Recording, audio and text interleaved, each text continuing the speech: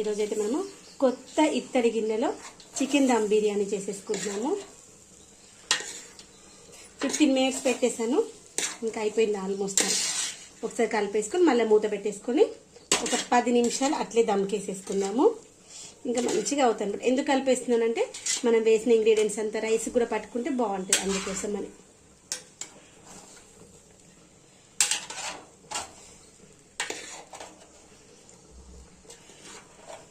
నేను ఫస్ట్ కొంచెం ఫ్లేమ్ ఎక్కువ పెట్టాను, అందుకే అడగంటేసినట్టుంది. ఎట్లాగో దొడ్డు గిన్నె కదా, మందంగా ఉంది కదా అనుకున్నాను. ఏదో ఎలా ఉన్నా మనం ఫస్ట్ నుండి సిమ్లో పెట్టేసుకోవాలి.